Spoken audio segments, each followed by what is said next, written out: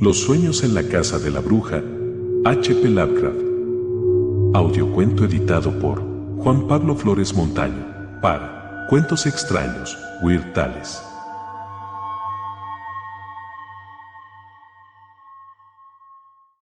Los sueños en la casa de la bruja. Walter Gilman no sabía si los sueños provocaron la fiebre o fue la fiebre la que provocó aquellos. Detrás de todo se agazapaba el inquietante y enconado horror de la antigua ciudad y de la impía buhardilla mohosa donde escribía, estudiaba y lidiaba con cifras y fórmulas cuando no se revolvía en la exigua cama de hierro. El oído se le estaba afinando hasta extremos prodigiosos e intolerables y hacía mucho tiempo que había parado el reloj barato de la repisa de la chimenea, cuyo tic-tac había llegado a parecerle como un retumbo de artillería. Por la noche, el tenue bullicio de la ciudad a oscuras, las siniestras carreras de las ratas en los carcomidos tabiques y el crujido de recónditas vigas en la centenaria casa bastaban para darle la sensación de estridente pandemonium. La oscuridad rebosaba siempre de sonidos inexplicables, y sin embargo él se estremecía a veces por miedo a que aquellos ruidos se apagaran y le permitieran oír otros más débiles que acechaban detrás de ellos. Se encontraba en la inmutable ciudad de Arkham, poblada de leyendas, con sus grupos de tejados de cubierta a la holandesa que dominaban y se combaban sobre desvanes donde las brujas se ocultaron de los hombres del rey en los oscuros tiempos antiguos de la provincia, 593.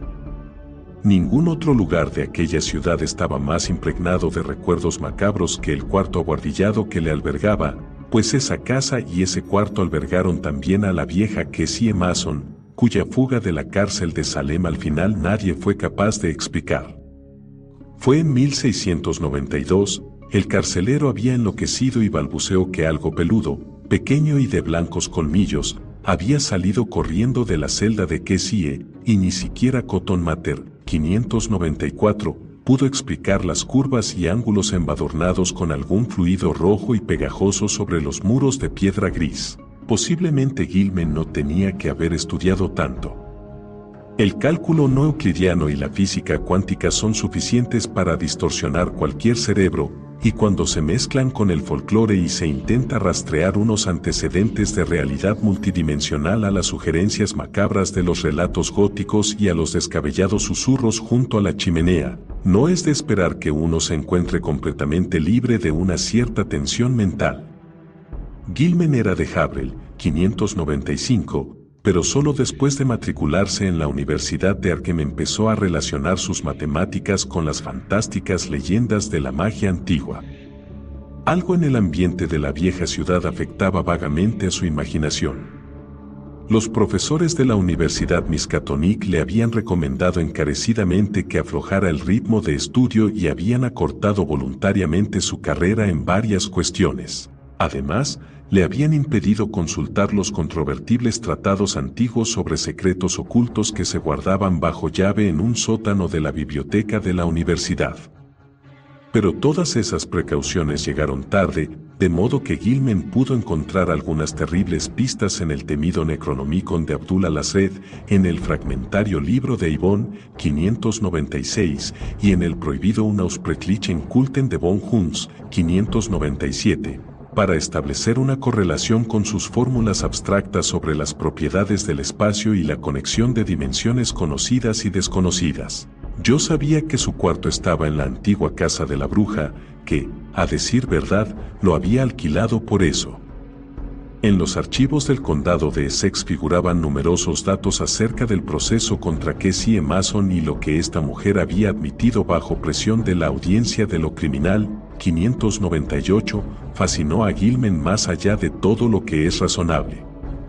Ella le había hablado al juez Hassern, 599, de líneas y curvas que podían trazarse para señalar direcciones que llevaban, a través de los muros del espacio, hacia otros espacios de más allá, y había dado a entender que tales líneas y curvas eran utilizadas frecuentemente en ciertas reuniones de medianoche celebradas en el enigmático Valle de la Piedra Blanca, situado más allá de Meadow Hill y en la isla deshabitada del río.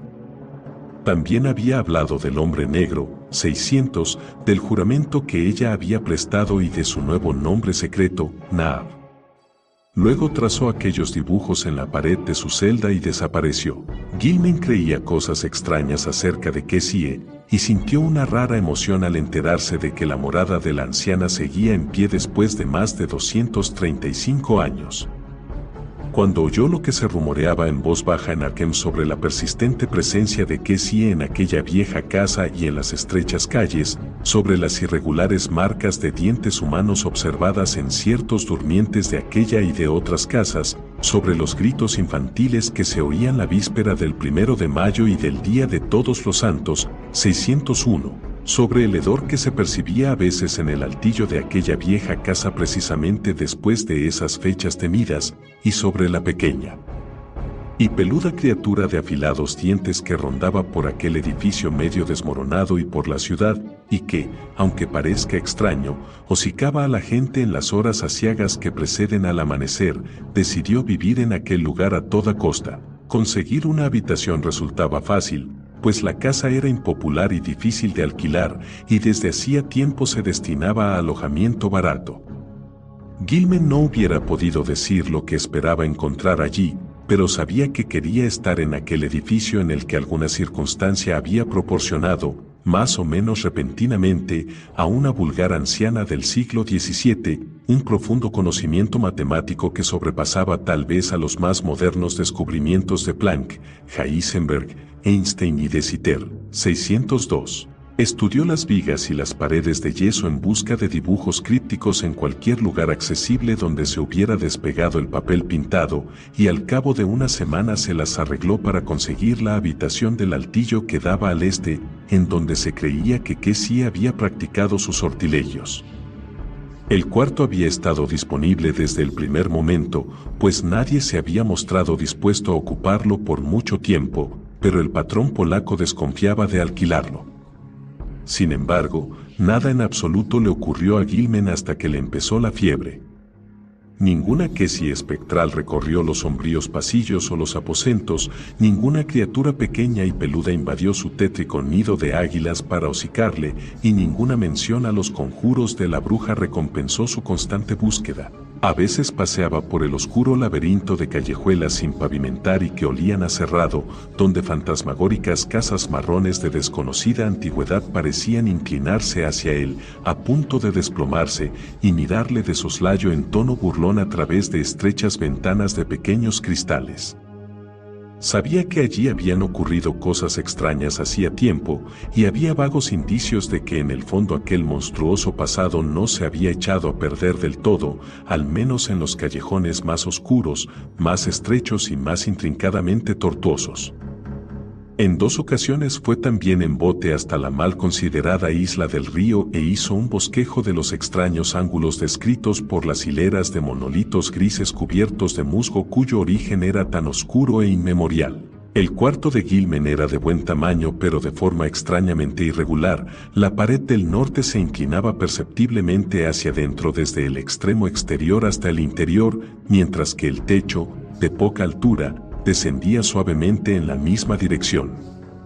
Además de un agujero practicado sin duda por las ratas y los rastros de otros tapados, no había ningún acceso, ni parecía que hubiera habido ninguna vía de entrada anterior al espacio que debía de haber existido entre la pared inclinada y el muro exterior vertical de la fachada norte de la casa, aunque desde el exterior se veía una ventana que había sido tapiada en fecha muy remota.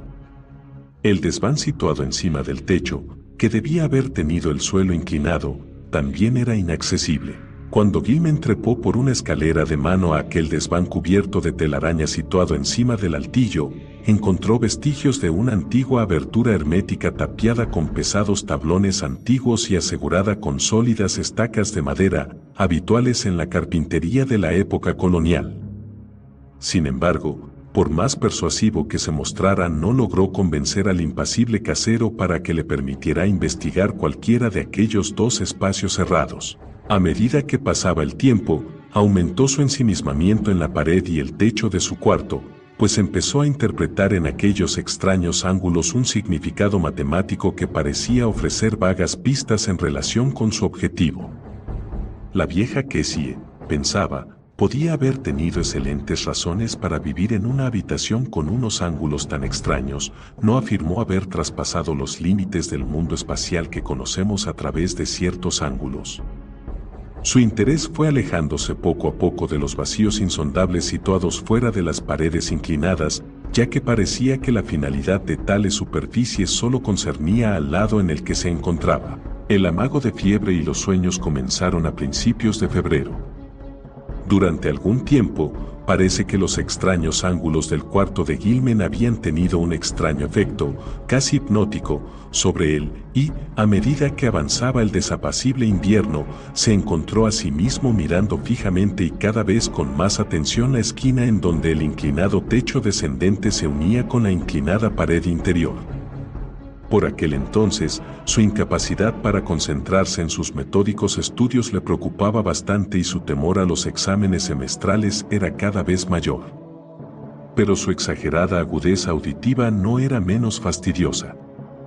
La vida se había convertido para él en una insistente y casi insoportable cacofonía y tenía la constante y aterradora impresión de percibir otros sonidos, procedentes tal vez de regiones situadas más allá de la vida, que sonaban al borde mismo de la audibilidad. En cuanto a ruidos concretos, los peores eran los que hacían las ratas en los antiguos tabiques. A veces, sus chirridos no solo parecían solapados, sino deliberados. Cuando procedían de fuera de la pared inclinada del norte, estaban mezclados con una especie de rechinamiento seco, y cuando venían del desván situado encima del techo inclinado, cerrado durante siglos, Gilman se preparaba siempre para lo peor, como si esperara algún horror que aguardara el momento oportuno para bajar y rodearlo por completo. Sus sueños estaban completamente al margen de la cordura, y a Gilman le parecía que debían de ser el resultado conjuntamente de sus estudios de matemáticas y de folclore. Había estado pensando demasiado en las vagas regiones que, según le indicaban sus fórmulas, tenían que existir más allá de las 3 dimensiones que conocemos, y en la posibilidad de que la vieja Kessie Mason, guiada por alguna influencia imposible de conjeturar, hubiera encontrado verdaderamente la puerta de acceso a aquellas regiones. Los amarillentos anales del condado que contenían el testimonio de aquella mujer y el de sus acusadores sugerían cosas tan terribles fuera del alcance de la experiencia humana, y las descripciones de la veloz y pequeña cosa peluda que le hacía las veces de demonio familiar eran tan exasperantemente realistas, a pesar de sus increíbles detalles. Aquella cosa, no mayor que una rata de gran tamaño y a la que la gente del pueblo llamaba pintorescamente Brown Jenkins, parecía haber sido fruto de un notable caso de alucinación colectiva, pues en 1692 no menos de 12 personas declararon haberla visto. Hubo también rumores más recientes que coincidían de un modo desconcertante e incomprensible. Los testigos decían que tenía el pelo largo y forma de rata, pero que la cara, con afilados dientes y barba, era diabólicamente humana, mientras que sus arpas parecían diminutas manos humanas.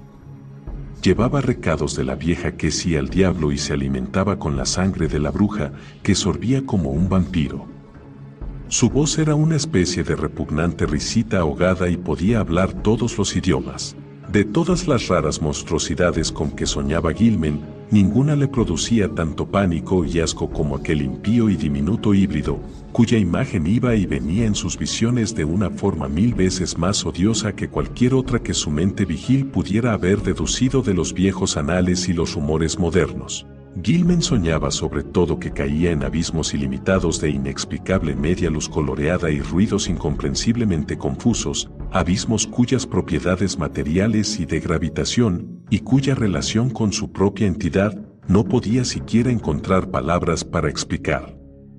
En sus sueños no caminaba ni trepaba, ni volaba o nadaba, ni andaba a gatas o reptaba, pero siempre experimentaba una sensación de movimiento, en parte voluntario y en parte maquinal.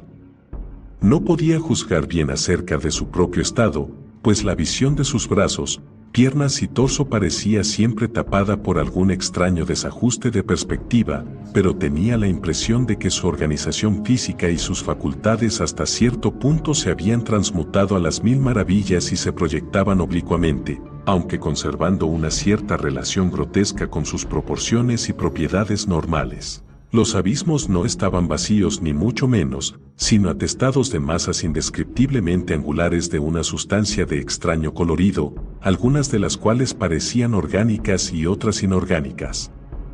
Algunos de los entes orgánicos tendían a despertar vagos recuerdos en lo más recóndito de su mente, aunque no podía formarse una idea consciente de lo que burlonamente asemejaban o sugerían. En sueños posteriores empezó a distinguir diferentes categorías en las que los entes parecían dividirse y que parecían implicar en cada caso un tipo radicalmente distinto de pautas de conducta y de motivación básica. De esas categorías, una le pareció que incluía entes un poco menos ilógicos e irrelevantes en sus movimientos que los pertenecientes a las demás. Todos los entes, tanto los orgánicos como los inorgánicos, eran completamente imposibles de describir e incluso de comprender. Gilman comparaba a veces las masas inorgánicas a prismas, laberintos, series de cubos y planos, y edificios ciclópeos, y los entes orgánicos le parecían, según los casos, grupos de burbujas, pulpos, ciempiés, ídolos hindúes vivos e intrincados arabescos movidos por una especie de animación ofidia.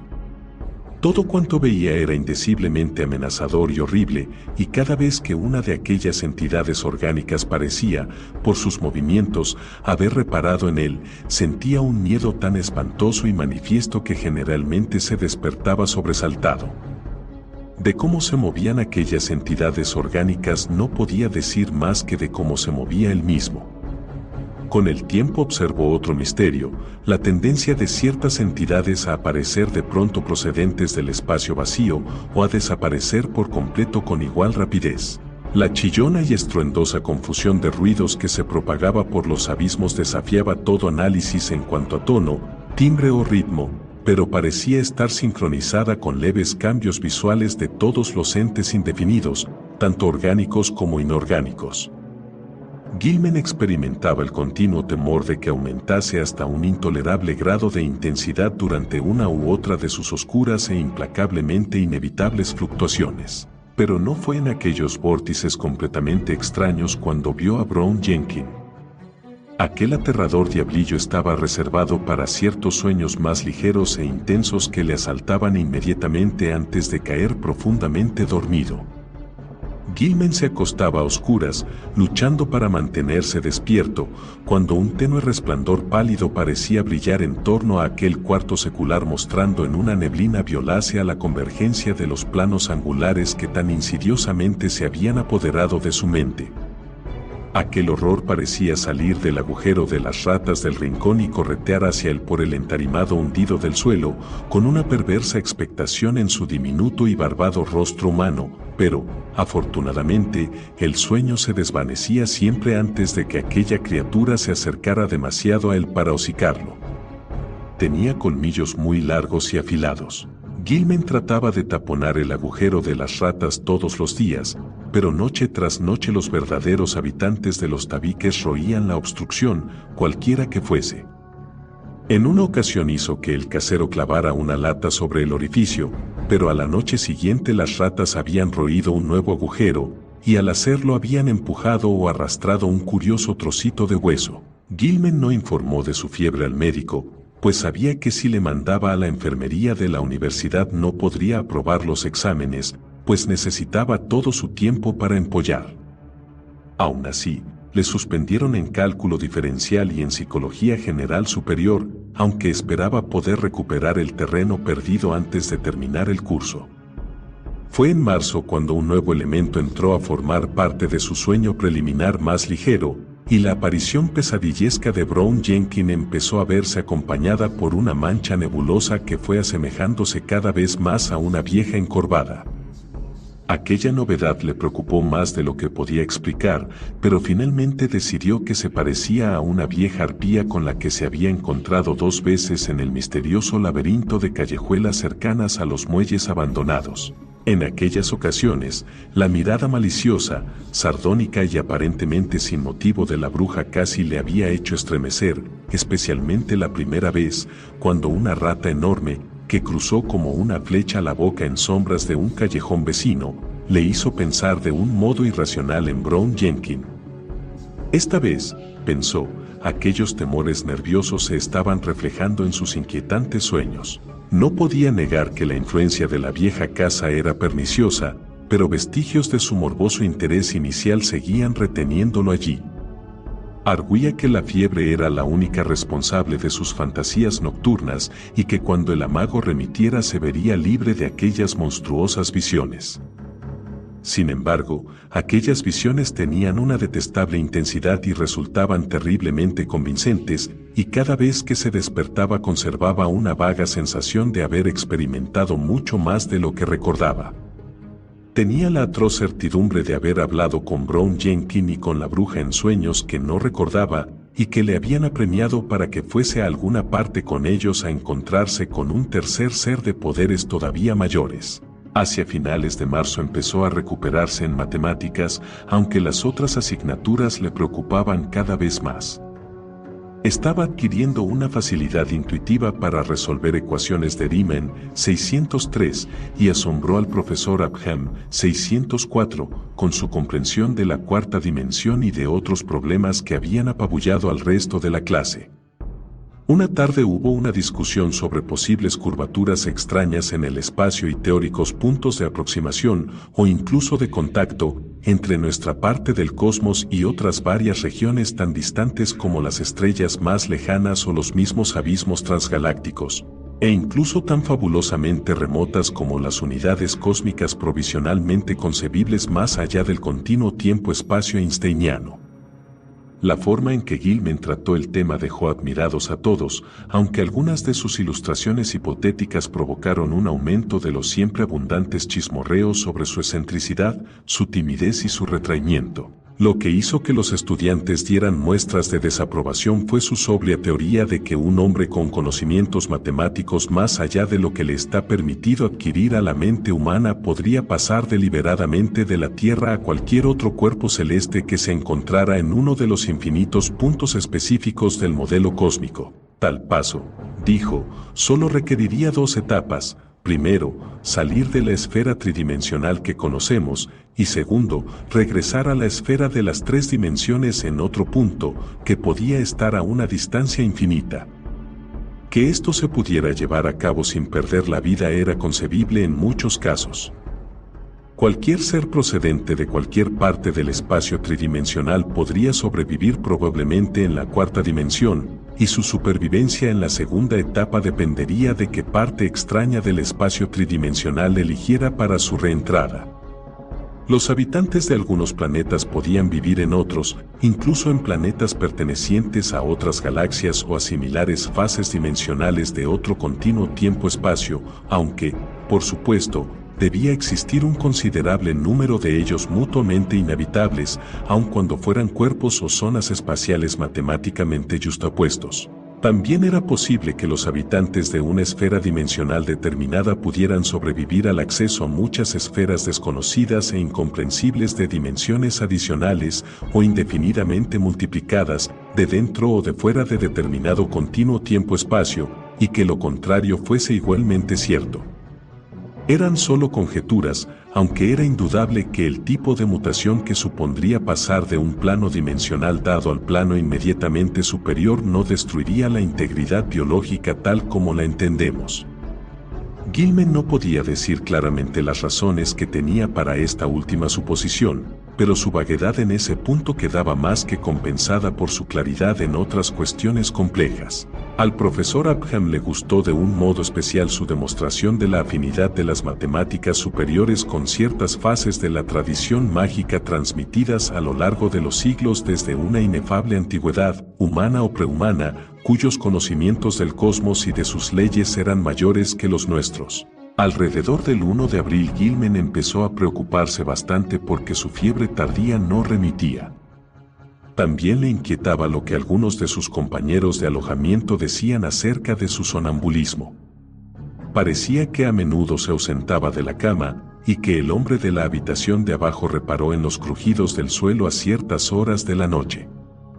Aquel sujeto reveló también que oía pasos de pies calzados durante la noche, pero Gilman estaba seguro de que en esto se equivocaba, ya que sus zapatos así como el resto de la ropa siempre estaban en su sitio exacto por la mañana.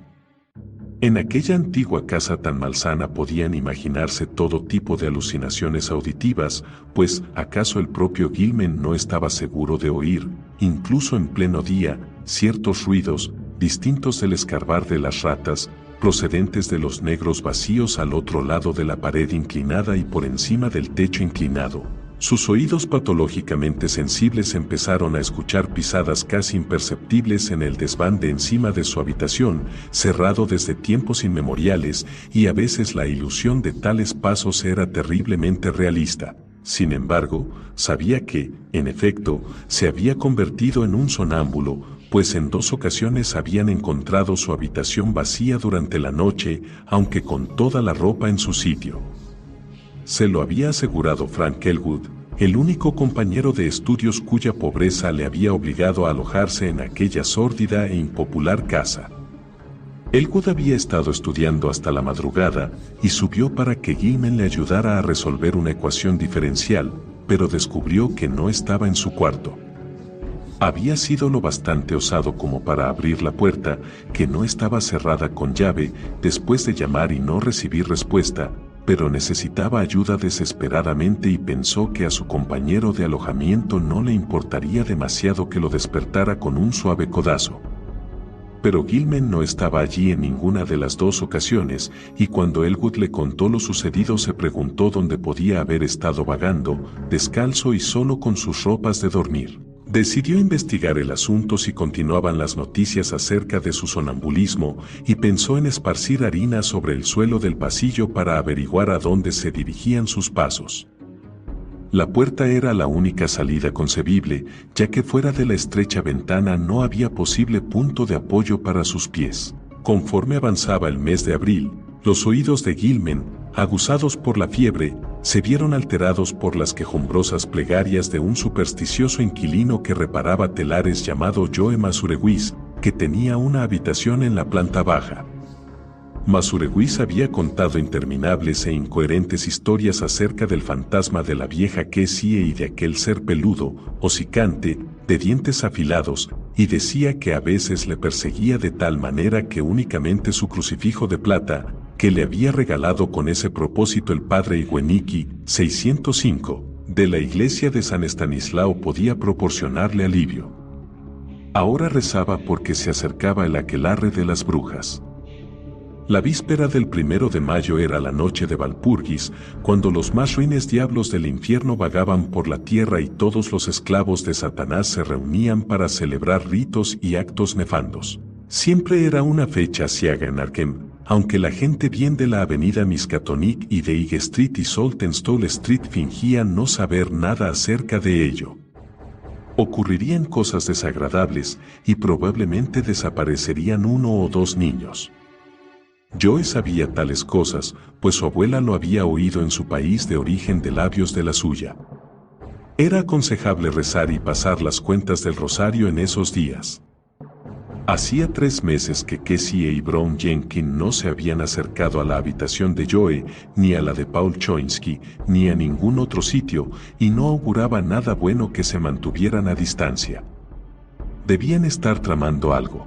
Gilman pasó por el consultorio del médico el día 16 de aquel mes y se sorprendió al comprobar que su temperatura no era tan elevada como había temido. El médico le interrogó exhaustivamente y le aconsejó que fuese a ver a un especialista en enfermedades nerviosas. Pensándolo bien, se alegró de no haber consultado al médico de la universidad, que era todavía más curioso. El viejo Waldron, que ya anteriormente había restringido sus actividades, le habría hecho tomarse un descanso, cosa imposible ahora que estaba a punto de lograr grandes resultados en sus ecuaciones. Se encontraba sin duda muy cerca del límite entre el universo conocido y la 4ª dimensión, y nadie sabría decir hasta dónde podría llegar. Pero cuando le asaltaban esos pensamientos se preguntaba por la procedencia de tan extraña confianza. Provenía aquella peligrosa sensación de inminencia de las fórmulas con las que llenaba cuartillas día tras día. Los pasos suaves, sigilosos e imaginarios del desván cerrado le desconcertaban. Y ahora, además, tenía la creciente sensación de que alguien estaba tratando continuamente de persuadirle a que hiciera algo terrible que no debía hacer. ¿Y qué pasaba con su sonambulismo? ¿A dónde iba algunas noches? ¿Qué era aquel leve indicio de sonido que de vez en cuando parecía adivinarse entre la exasperante confusión de ruidos identificables, incluso a plena luz del día y en completo estado de vigilia? Su ritmo no correspondía a nada terreno, a no ser quizás a la cadencia de alguna indecible melopea de aquelarre, y a veces temía que correspondiera a ciertos atributos de los vagos alaridos o vociferaciones que escuchaba en aquellos abismos completamente extraños de sus sueños. Mientras tanto, los sueños eran cada vez más atroces. En la fase preliminar más ligera, la vieja malvada se le aparecía con diabólica claridad, y Gilman se dio cuenta de que era la que le había asustado en los barrios bajos. Su espalda encorvada, su larga nariz y su barbilla arrugada eran inconfundibles, y su informe ropa marrón era como la que él recordaba. Su rostro tenía una expresión de horrible malevolencia y exultación, y cuando Gilman despertaba podía recordar una voz ronca que persuadía y amenazaba. Tenía que ver al hombre negro e ir con ellos hasta el trono de Azatoth, en el mismo centro del caos máximo. Eso era lo que ella le decía. Debía firmar en el libro de Azatoth con su propia sangre y adoptar un nuevo nombre secreto, ahora que había llegado tan lejos en sus descubrimientos. Lo que le impedía ir con ella, y con Brown Jenkins y el otro, al trono del caos, donde los pífanos suenan despreocupadamente, era el hecho de haber visto el nombre de Azatoth en el Necronomicon, y sabía que correspondía a un demonio primordial demasiado horrible para ser descrito. La vieja aparecía siempre cerca del rincón donde se unían la pendiente descendente y la de la parte de dentro. Parecía cristalizarse en un punto más cercano al techo que al suelo, y cada noche se acercaba un poco más y era más visible antes de que el sueño se desvaneciera. Brown Jenkins también estaba siempre un poco más cerca al final, y sus colmillos de un blanco amarillento relucían de manera espantosa en aquella aterradora fosforescencia de color violeta. Su estridente y repulsiva risita ahogada se quedaba grabada cada vez más en la cabeza de Gilman, y por la mañana recordaba cómo había pronunciado las palabras Azatoth y Nyarlathotep. En los sueños más profundos todas las cosas eran asimismo más visibles, y Gilman tenía la impresión de que los abismos en penumbra que le rodeaban eran los de la cuarta dimensión. Aquellos entes orgánicos, cuyos movimientos parecían de la manera menos flagrante irrelevantes y sin propósito, eran probablemente proyecciones de formas de vida procedentes de nuestro propio planeta, incluidos los seres humanos. Lo que fueran nosotros en su propia esfera, o esferas dimensionales, no se atrevía a pensarlo. Dos de las cosas que menos se movían sin venir al caso, un montón, 606, bastante grande de iridiscentes burbujas elipsoidales, y un poliedro mucho más pequeño de colores desconocidos y superficies cuyos ángulos cambiaban rápidamente, parecían prestarle atención y seguirlo de un lado a otro o flotar delante de él a medida que cambiaba de posición entre titánicos prismas, laberintos, grupos de cubos y planos, y cuasi edificios, y todo el tiempo los imprecisos chillidos y vociferaciones se iban haciendo cada vez más fuertes, como si se aproximara algún monstruoso clímax de intensidad completamente insoportable. Durante la noche del 19 al 20 de abril ocurrió el nuevo cambio. Gilman se desplazaba, medio involuntariamente, por los abismos en penumbra con la masa burbujeante y el pequeño poliedro flotando delante de él, cuando reparó en los ángulos extrañamente regulares que formaban los bordes de algunos gigantescos grupos de prismas cercanos a él.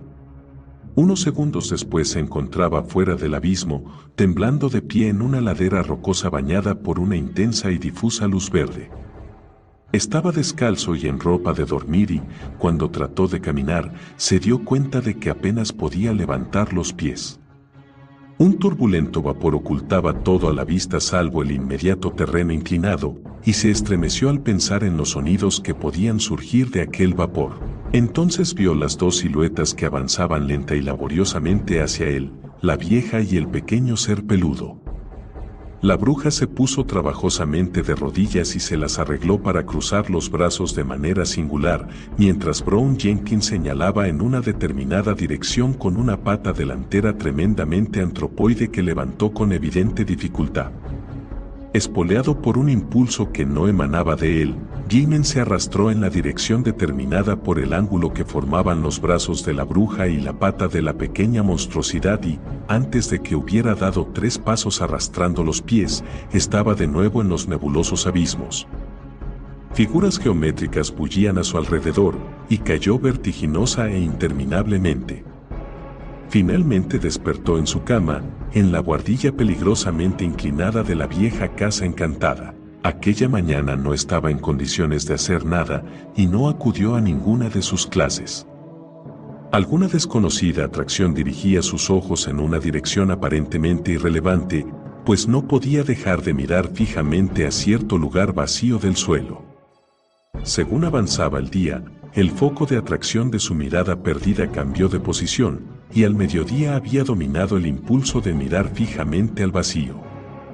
A eso de las 2 salió a almorzar y, mientras atravesaba las angostas callejuelas de la ciudad, se dio cuenta de que torcía siempre hacia el sudeste.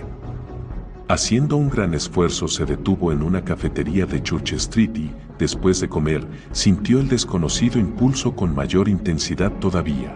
Bien pensado, tendría que consultar a un especialista en enfermedades nerviosas, quizás aquello estuviera relacionado con su sonambulismo, pero mientras tanto podría intentar al menos romper por sí mismo el morboso maleficio.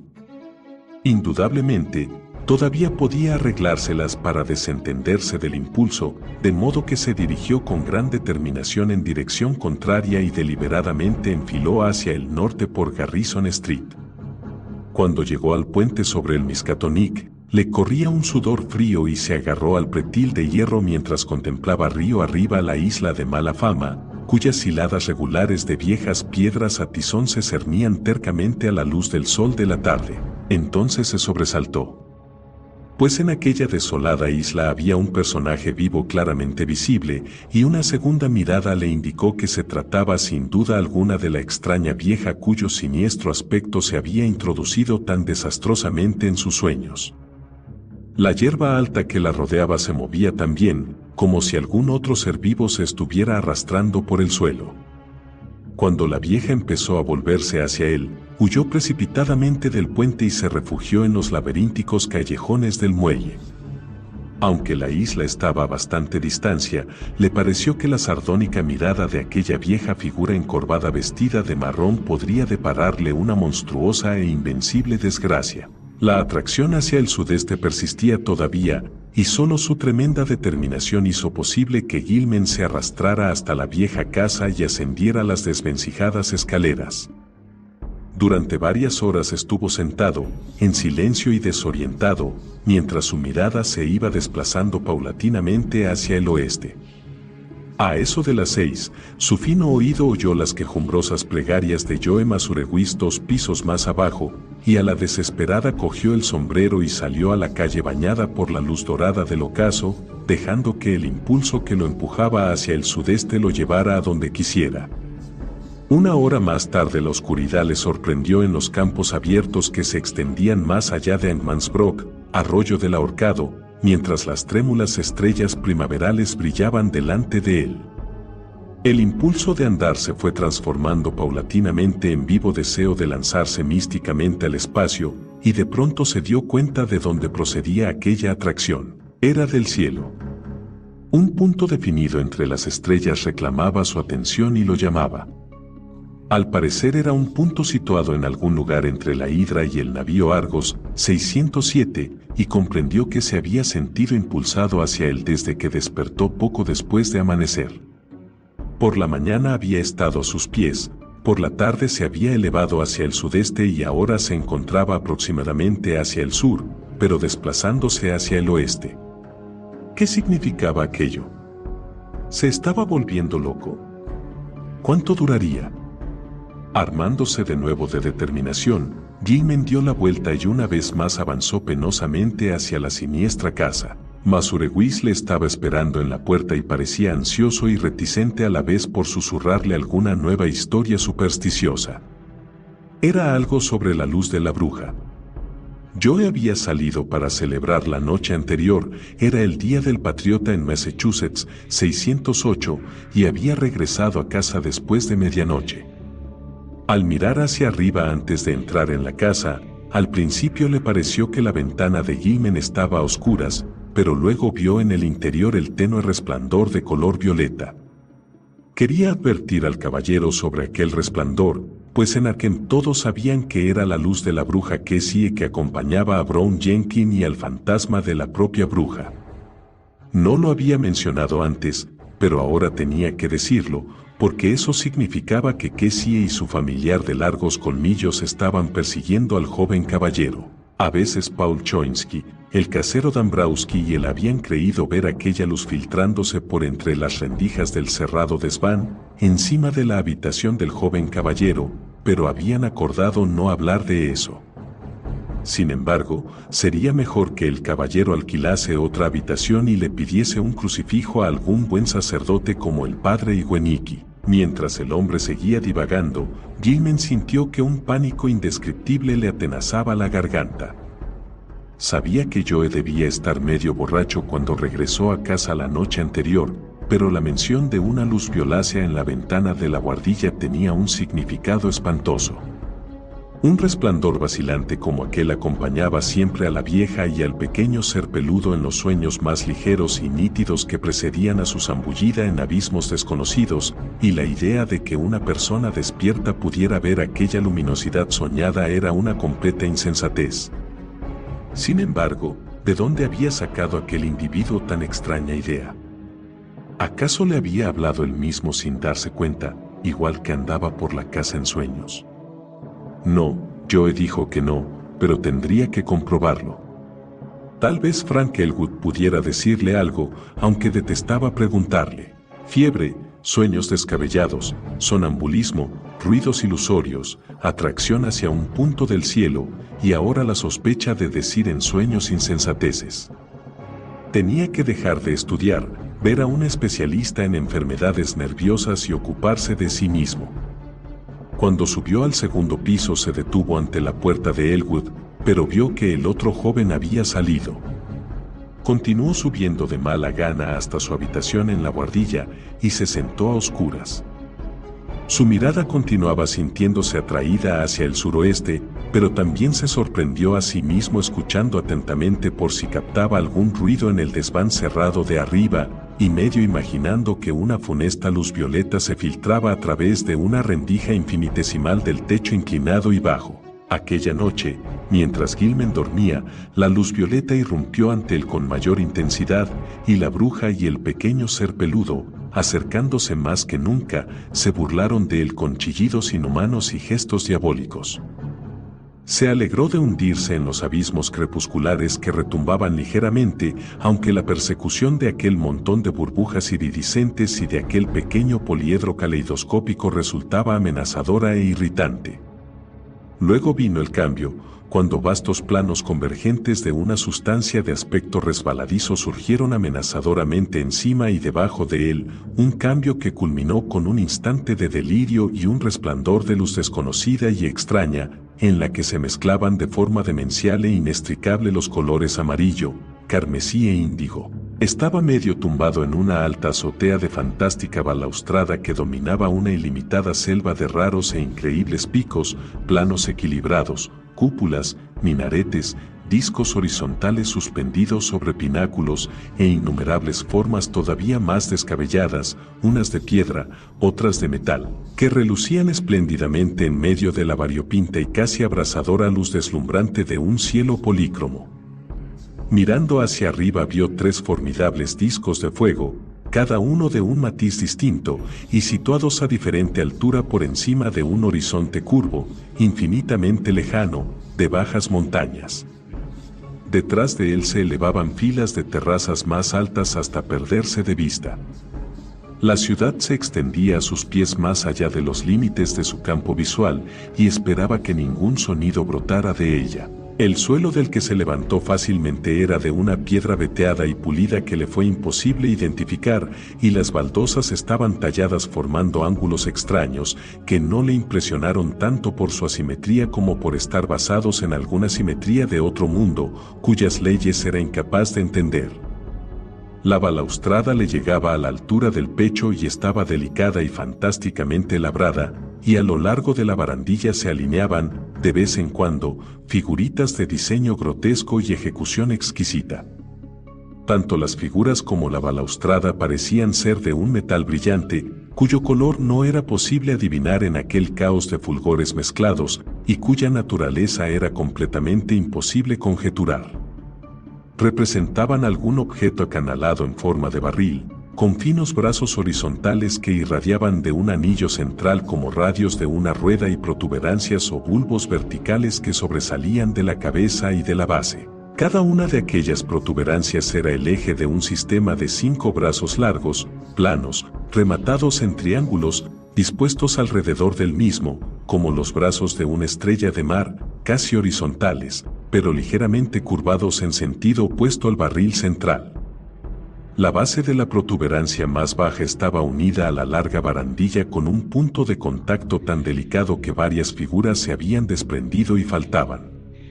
Las figuras tenían alrededor de 4 pulgadas y media, casi 11 centímetros y medio, de altura, mientras que los brazos puntiagudos tenían un diámetro máximo de unas 2 pulgadas y media, casi 6 centímetros y medio, 609. Cuando Gilman se levantó, notó en sus pies descalzos que las losas estaban calientes.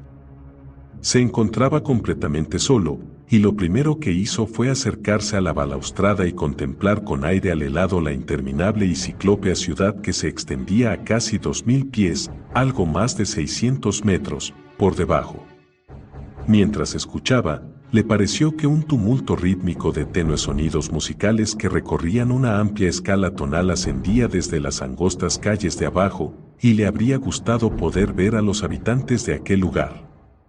Al cabo de un rato la visión le produjo vértigo, y habría caído al suelo de no haberse agarrado instintivamente a la reluciente balaustrada.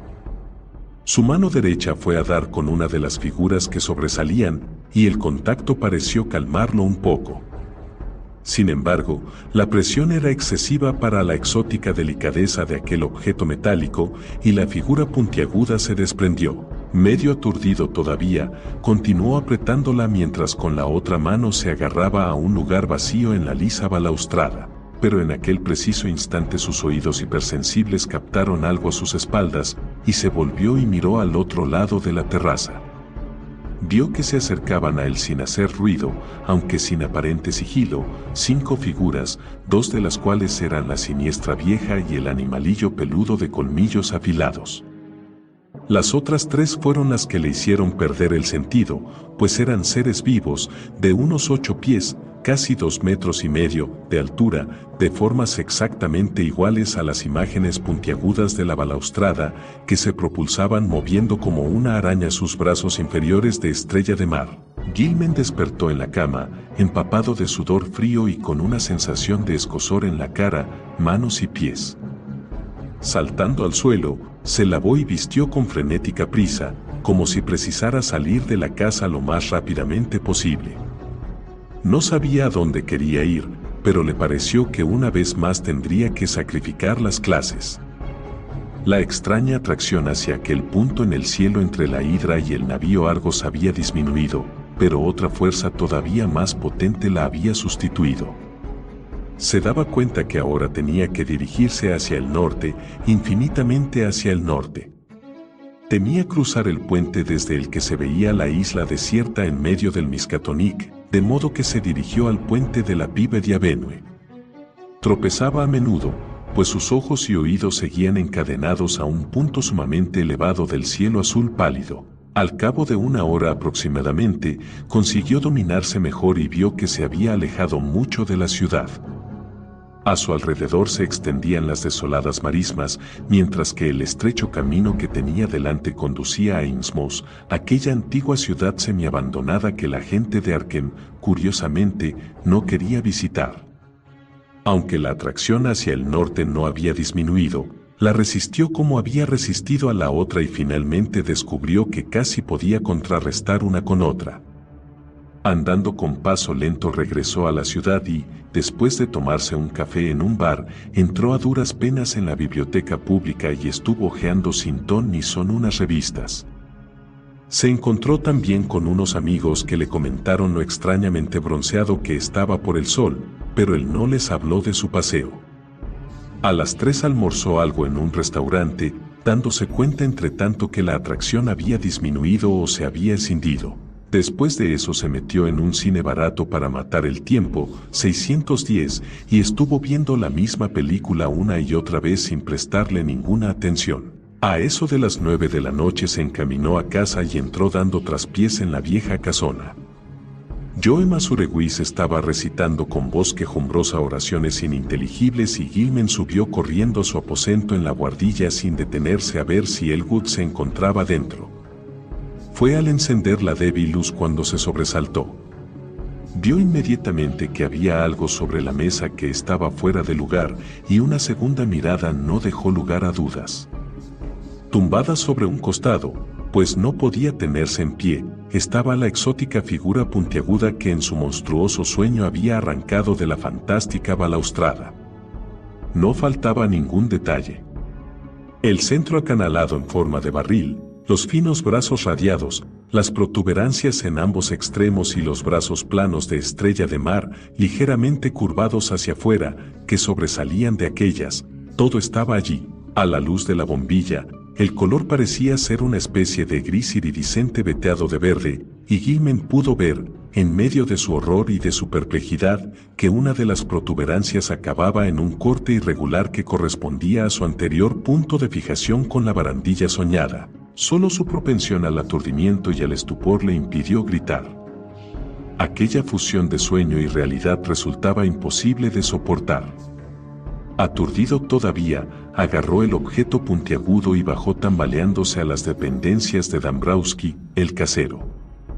Las quejumbrosas plegarias del supersticioso que reparaba telares todavía resonaban en los mohosos pasillos, pero Gilman ya no les hizo caso. El casero estaba en sus dependencias y lo recibió amablemente.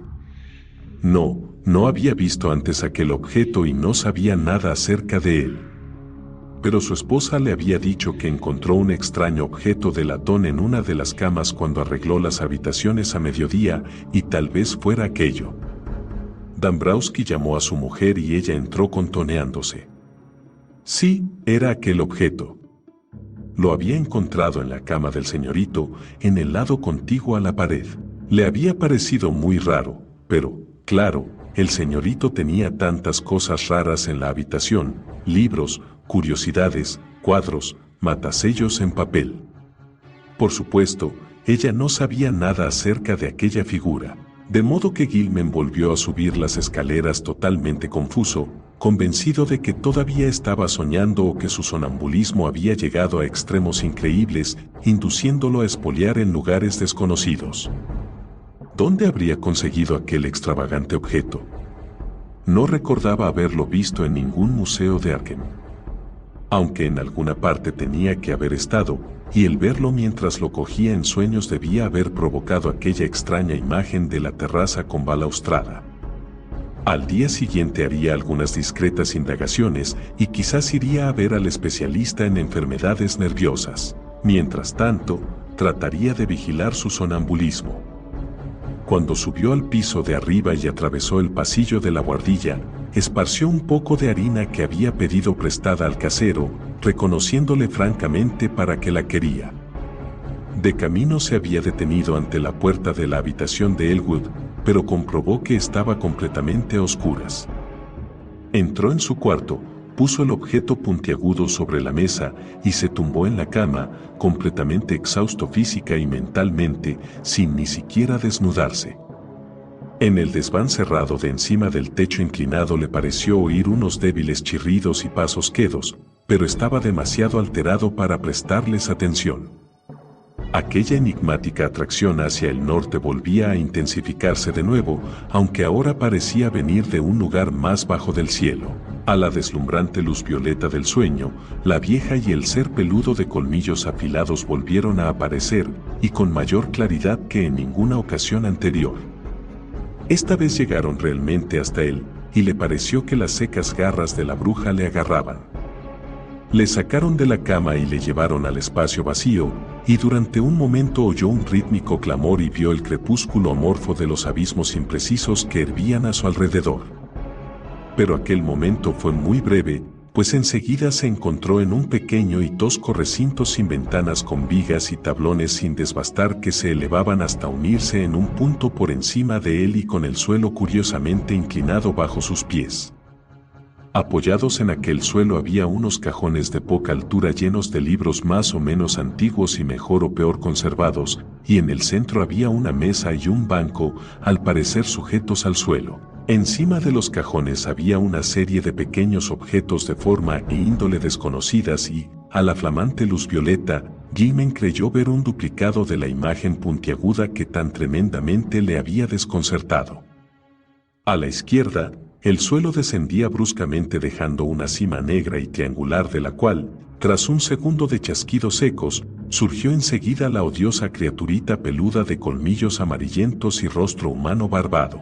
La bruja, sin dejar de reír diabólicamente, le tenía todavía agarrado y, al otro lado de la mesa, estaba en pie una figura que Gilman no había visto nunca, un hombre alto y flaco de cutis de color negro mate, aunque sin el menor rasgo negroide en sus facciones, completamente desprovisto de pelo o barba, y que como única indumentaria llevaba una túnica informe de un grueso tejido negro. No se le distinguían los pies a causa de la mesa y el banco, pero debía de ir calzado, ya que cada vez que cambiaba de posición se oía un taconeo. El hombre no habló, y en su rostro de facciones regulares no había expresión alguna. Únicamente señaló un libro de enorme tamaño que estaba abierto sobre la mesa, mientras la bruja le metía a Gilman en la mano derecha un descomunal cálamo de color gris. En el ambiente se palpaba un miedo tremendamente exasperante que llegó a su punto culminante cuando la criatura peluda subió corriendo por las ropas del durmiente hasta su hombro y luego bajó por su brazo izquierdo, mordiéndole bruscamente en la muñeca por último, justo debajo del puño de la camisa. Cuando la sangre chorreó de aquella herida, Gilman se desmayó. Se despertó el día 22 por la mañana con la muñeca izquierda dolorida y vio que el puño de la camisa estaba manchado de sangre seca. Sus recuerdos eran muy confusos, pero la escena con el hombre negro en aquel lugar desconocido resaltaba vivamente. Las ratas debieron de morderle mientras dormía, provocando el desenlace de aquel espantoso sueño. Abrió la puerta y vio que la harina que había esparcido sobre el suelo del pasillo estaba intacta, exceptuando las enormes pisadas del zafio individuo que se alojaba en el otro extremo de la buhardilla. De modo que esta vez no había andado en sueños. Pero algo habría que hacer para acabar con las ratas. Hablaría de ello con el casero. De nuevo trató de taponar el agujero al pie de la pared inclinada encajando una vela que parecía tener el tamaño adecuado. Le zumbaban los oídos de un modo horrible, como por efecto de los ecos residuales de algún espantoso ruido percibido en sueños. Mientras se bañaba y se cambiaba de ropa, trató de recordar que había soñado después de la escena que vio en aquel lugar iluminado de violeta, pero nada concreto cristalizó en su mente. Aquella escena debía haber correspondido al desván cerrado de arriba, que con tanta violencia había empezado a obsesionarle, pero las impresiones posteriores eran débiles y confusas. Tenía una vaga sensación de abismos crepusculares, y de otros más vastos y oscuros todavía más allá, abismos en los que estaba ausente cualquier indicio concreto de formas. Le habían llevado hasta allí el montón de burbujas y el pequeño poliedro que siempre le perseguía, pero ellos, como él mismo, se habían transformado en lechosos jirones de niebla apenas luminosos en aquel vacío más lejano de oscuridad definitiva. Algo se le había adelantado, un jirón de niebla de mayor tamaño que de cuando en cuando se condensaba en indescriptibles aproximaciones de forma, y pensó que su avance no se había producido en línea recta, sino más bien siguiendo extrañas curvas y espirales de algún vórtice etéreo que obedecía leyes desconocidas por la física y las matemáticas de cualquier cosmos imaginable. Por último, había habido indicios de sombras enormes que saltaban, de una monstruosa pulsación semiacústica y del débil y monótono sonido de una flauta invisible, pero nada más. Gilman decidió que esta última idea la había sacado de lo que había leído en el Necronomicon acerca de la insensata entidad Azathoth, que controla el tiempo y el espacio desde un trono negro curiosamente rodeado en el centro del caos. Cuando se lavó la sangre de la muñeca, la herida resultó ser muy leve y Gilman se puso a cavilar acerca de la posición de los 2 diminutos pinchazos. Se dio cuenta de que no había sangre en la colcha de la cama donde se había tendido, lo cual era muy raro, habida cuenta de la gran cantidad que había en su piel y en el puño de la camisa. Habría estado caminando dormido por la habitación y la rata le había mordido cuando se sentó en alguna silla, o se detuvo en algún sitio menos lógico. Examinó todos los rincones buscando manchas de sangre, pero no encontró ninguna. Pensó que más le valía esparcir harina dentro de la habitación además de en el pasillo, aunque, después de todo, no necesitaba más pruebas de su sonambulismo. Sabía que andaba dormido, y lo que había que hacer era impedirlo. Tendría que pedirle ayuda a Frank Elwood. Aquella mañana, las extrañas atracciones procedentes del espacio parecían haber disminuido, aunque las había sustituido otra sensación todavía más inexplicable. Se trataba de un vago, insistente impulso de escaparse de su actual situación, pero no tenía ninguna pista de en qué dirección concreta quería irse. Al coger la extraña imagen puntiaguda que estaba encima de la mesa, le pareció que la antigua atracción hacia el norte aumentaba un poco, pero aún así, el más reciente y más desconcertante impulso la anulaba por completo. Bajó la figurita puntiaguda a la habitación de Elwood, haciendo oídos sordos a los quejidos del reparador de telares que subían de la planta baja. Elwood estaba en su habitación, gracias a Dios, y parecía estar animado. No quedaba mucho tiempo para conversar antes de ir a desayunar y a clase, de modo que Gilman le espetó a toda prisa un relato de sus recientes sueños y temores. Su anfitrión se mostró muy comprensivo y estuvo de acuerdo en que había que hacer algo. Le había sorprendido el aspecto cansado y macilento de su invitado, y se fijó en el extraño y anormal bronceado que otros ya habían notado la semana anterior. Sin embargo, era bien poco lo que podía decir. No había visto a Gilman andar en sueños y no tenía ni idea de lo que podía ser aquella curiosa figurita. En cambio, una noche había oído hablar con Masurewis al franco-canadiense que vivía debajo de Gilman. Se contaban el uno al otro lo mucho que temían la llegada de la noche de Walpurgis, para la que faltaban solo unos pocos días, e intercambiaron comentarios compasivos sobre el pobre y condenado joven. De Roosters, el individuo que vivía en el cuarto debajo del de Gilman, había hablado de pasos nocturnos, con calzado y descalzos, y de la luz violeta que vio una noche en que había subido a hurtadillas, con miedo, a mirar por el ojo de la cerradura de la habitación de Gilman. No se había atrevido a mirar, le contó a Masurewis, después de haber vislumbrado aquella luz que se filtraba por las rendijas de la puerta. También había oído hablar en voz baja, y al empezar a describir lo que escuchó, su voz se convirtió en un susurro inaudible. Elwood no podía imaginar que había impulsado a aquellos tipos supersticiosos a cotillear, pero suponía que sus figuraciones las había provocado por un lado el hecho de que Gilman se paseaba dormido a altas horas de la noche y hablaba, y la proximidad de la tradicionalmente temida noche de Walpurgis, por el otro. Estaba claro que Gilman hablaba dormido, y era evidente que la ilusoria idea de la luz violácea que creía haber visto al escuchar por el ojo de la cerradura la había divulgado de Roosters. Esa gente sencilla estaba siempre dispuesta a imaginar que había visto cualquier cosa extraña de la que hubieran oído hablar. En cuanto a un plan de acción, lo mejor sería que Gilman se bajara a la habitación de Elwood y evitara dormir solo. Elwood lo despertaría, si estaba alerta, cuando empezara a hablar o se levantara dormido. Además, debía ver a un especialista lo antes posible. Mientras tanto llevarían la figurita puntiaguda a varios museos y a ciertos catedráticos para tratar de identificarla, afirmando que la habían encontrado en un cubo de basura. Y Dombrowski también tendría que ocuparse de envenenar a las ratas de las paredes. Animado por la compañía de Elwood, Gilman asistió a clase aquel día. Extraños impulsos seguían tirando con fuerza de él, pero pudo librarse de ellos con considerable éxito. Durante un descanso mostró la extraña figurita a varios catedráticos que se mostraron profundamente interesados, aunque ninguno de ellos pudo arrojar ninguna luz sobre su naturaleza u origen. Aquella noche durmió en un sofá que Elwood le había pedido al casero que llevara a la habitación de la segunda planta, y por primera vez en varias semanas se vio completamente libre de sueños inquietantes. Pero seguía teniendo fiebre, y los lamentos del reparador de telares le ponían nervioso. Durante los días siguientes, Gilman se vio casi totalmente libre de síntomas morbosos. Elwood le dijo que no había manifestado ninguna tendencia a hablar o a levantarse dormido, y mientras tanto, el casero estaba poniendo veneno contra las ratas por todas partes.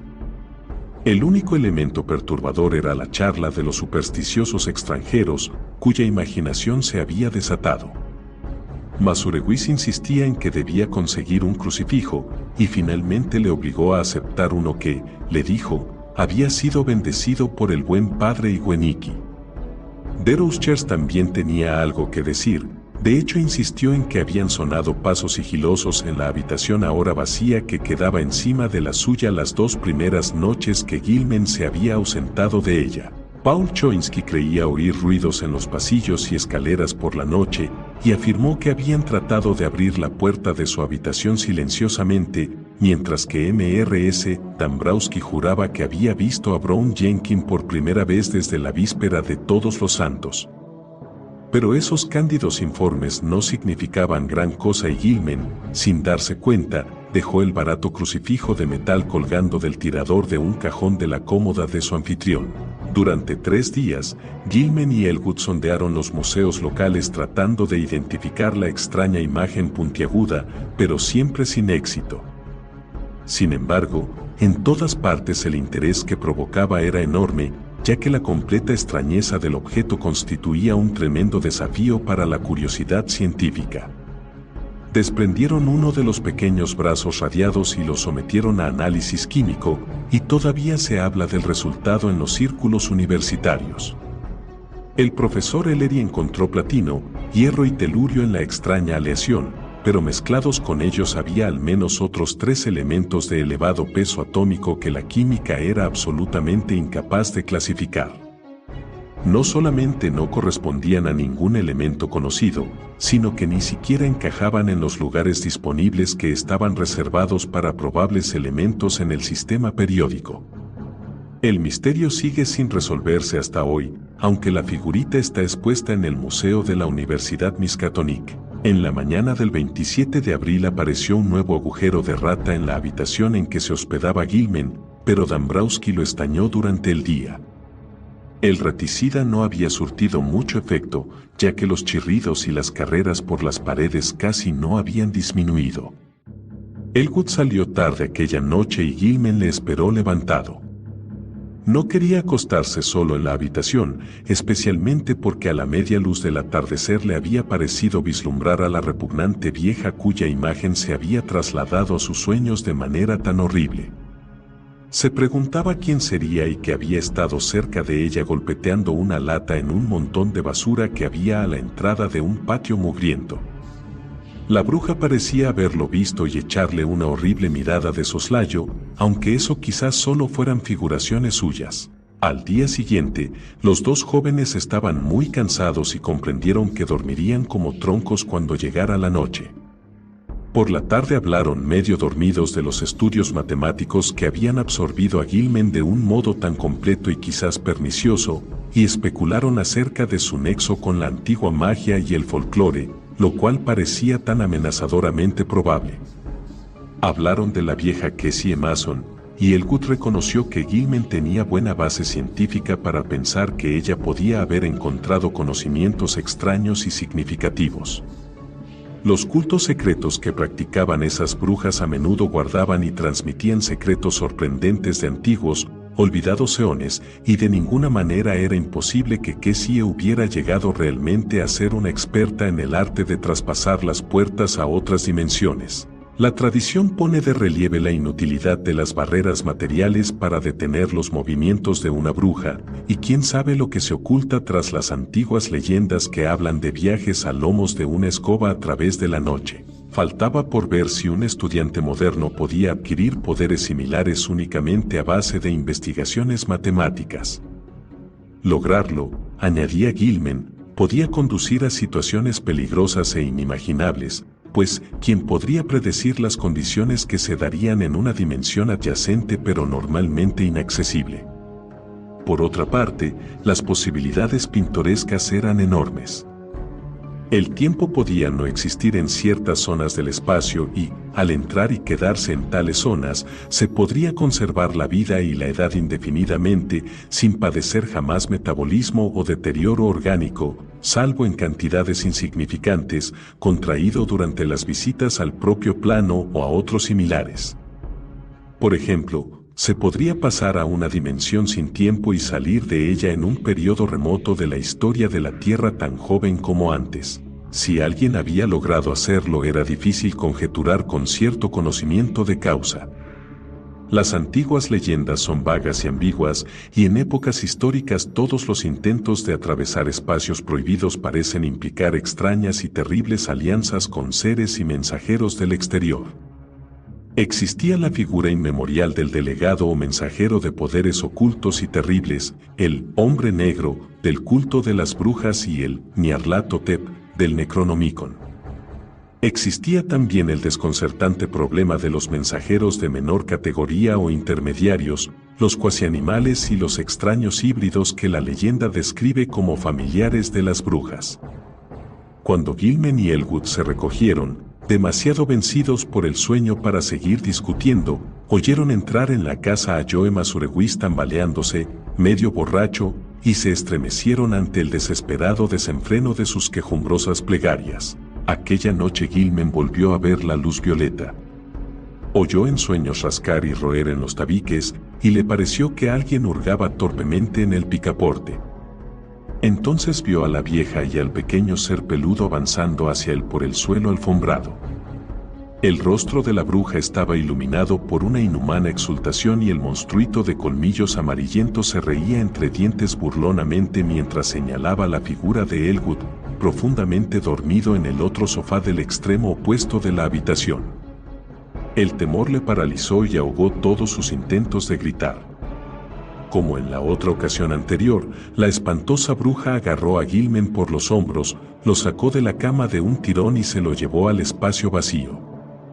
De nuevo, una infinidad de ululantes abismos crepusculares pasaron vertiginosamente ante él, pero al cabo de unos instantes le pareció encontrarse en un callejón oscuro, fangoso, desconocido y hediondo con desmenuzables paredes de casas viejas alzándose a cada lado. Delante de él estaba el hombre negro de la túnica que había visto en aquel lugar encumbrado de su otro sueño, mientras que desde una distancia menor la vieja le hacía señas y muecas apremiantes. Brown Jenkins se restregaba con una especie de cariño juguetón contra los tobillos del hombre negro, que la profunda capa de barro ocultaba en gran parte. A la derecha había una puerta abierta que el hombre negro señaló en silencio. En eso la gesticulante bruja se puso en movimiento, arrastrando tras ella a Gilman por las mangas del pijama. Había una escalera maloliente que crujía ominosamente y sobre la cual la vieja parecía irradiar una tenue luz violácea, y finalmente una puerta que comunicaba con un rellano. La bruja forcejeó con el picaporte y abrió la puerta de un empujón, indicó con la mano a Gilman que esperase y desapareció en el interior de la negra abertura. Los oídos hipersensibles del joven captaron un espantoso grito ahogado, y acto seguido la bruja salió de la habitación llevando una pequeña figura inconsciente que tendió a Gilman como ordenándole que la cogiera. La vista de aquella figura y la expresión de su rostro rompieron el encanto. Demasiado aturdido todavía para gritar, se lanzó imprudentemente por la fétida escalera y llegó a la calle embarrada, deteniéndose únicamente cuando el hombre negro que allí le esperaba lo agarró y le impidió el paso. Mientras perdía el conocimiento, oyó la débil risita chillona del monstruo de colmillos afilados, parecido a una rata. La mañana del día 29, Gilman se despertó en medio de un Maelstrom 611 de horror. En cuanto abrió los ojos se dio cuenta de que pasaba algo horrible, pues se encontraba de nuevo en su cuarto de la vieja guardilla de paredes y techo inclinados, tumbado en la cama deshecha. Le dolía el cuello inexplicablemente y, cuando se incorporó para sentarse, vio con espanto cada vez mayor que tenía los pies y los bajos del pijama manchados de barro apelmazado. De momento sus recuerdos eran muy vagos, pero al menos se dio cuenta de que había estado andando en sueños. Elwood debía haber estado demasiado profundamente dormido para oírle y detenerle. En el suelo había confusas huellas manchadas de barro, pero, por extraño que parezca, no llegaban hasta la puerta. Cuanto más las miraba Gilman, más raras le parecían, pues, además de las que reconoció como suyas, había unas marcas más pequeñas, casi redondas, como las que podían dejar las patas de una silla o de una mesa, solo que la mayor parte de ellas estaban partidas por la mitad. También había curiosos rastros de barro dejados por ratas que partían de un nuevo agujero y retrocedían hasta él. La perplejidad más absoluta y el miedo a la locura atormentaban a Gilman cuando fue tambaleándose hacia la puerta y vio que afuera no había ninguna huella de barro. Cuanto más recordaba su espantoso sueño, más aterrorizado se sentía, y oír las lúgubres salmodias de Masureguis 2 pisos más abajo aumentaba su desesperación. Bajó a la habitación de Elwood, despertó a su anfitrión que aún dormía y empezó a contarle cómo se había encontrado, pero Elwood no pudo formarse ninguna idea de lo que realmente había sucedido. ¿Dónde podía haber estado Gilman? ¿Cómo había regresado a su habitación sin dejar huellas en el pasillo? Y cómo se habían mezclado las manchas de barro que parecían huellas de muebles con las suyas en el aposento de la guardilla, era algo completamente imposible de conjeturar. Luego estaban aquellas enigmáticas marcas lívidas del cuello, como si hubiera tratado de ahorcarse. Puso sus manos encima de ellas, pero vio que no se ajustaban ni siquiera aproximadamente. Mientras hablaban, pasó de Rochers para decirle que habían oído un tremendo estrépito en el piso de arriba a altas horas de la noche. No, nadie había estado en las escaleras después de medianoche, aunque poco antes había oído pisadas apenas perceptibles en la buhardilla y pasos que bajaban por la escalera cautelosamente y que no le gustaron nada. Añadió que era una época del año muy mala para Arkham. Sería mejor que el joven caballero llevara siempre el crucifijo que Joe Masureguis le había dado. Ni siquiera durante el día se estaba seguro, pues después del amanecer se habían oído unos ruidos extraños en la casa, especialmente el débil gemido de un niño, rápidamente sofocado.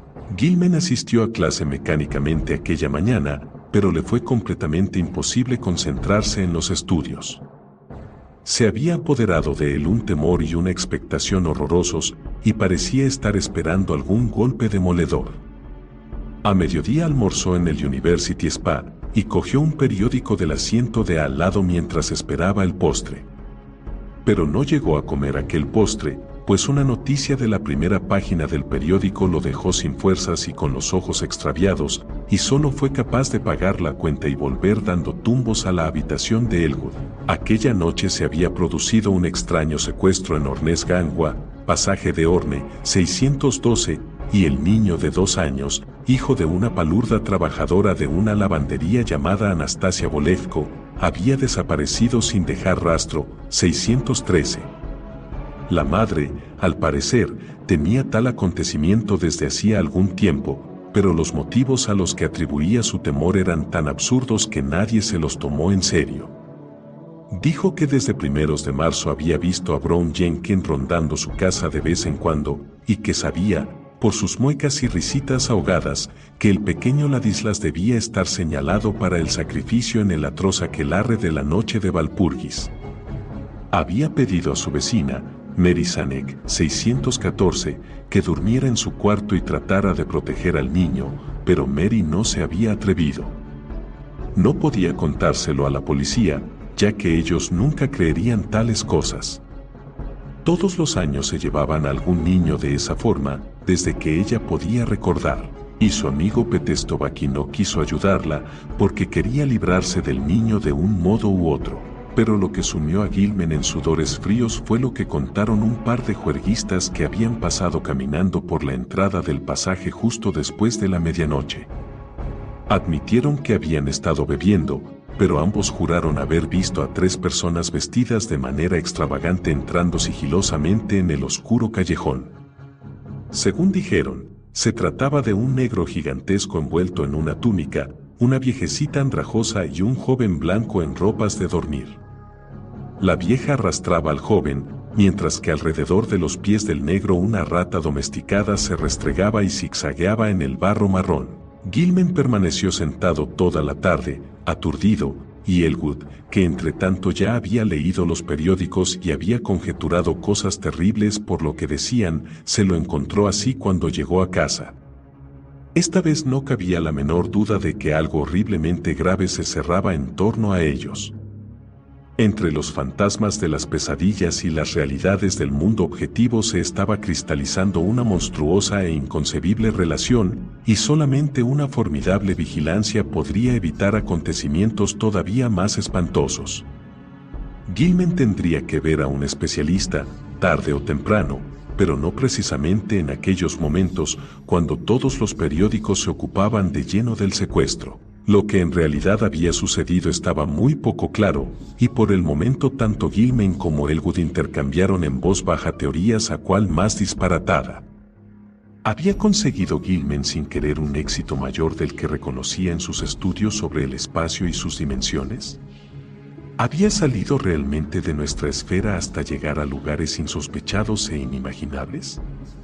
¿Dónde había estado, si es que había estado en algún sitio, aquellas noches de diabólica enajenación? Los estruendosos abismos crepusculares, la verde ladera, la abrasadora terraza, la atracción de las estrellas, el negro torbellino final, el hombre negro, el callejón embarrado y las escaleras, la vieja bruja y la abominación peluda de afilados colmillos, el montón de burbujas y el pequeño poliedro, el extraño bronceado de su piel, la herida de la muñeca, la imagen inexplicada, los pies manchados de barro, las señales en el cuello, las habladurías y temores de los extranjeros supersticiosos. ¿Qué significaba todo aquello? ¿Hasta qué punto podían aplicarse las leyes de la cordura a un caso semejante? Aquella noche ninguno de ellos pudo pegar ojo, pero al día siguiente faltaron a clase y dormitaron.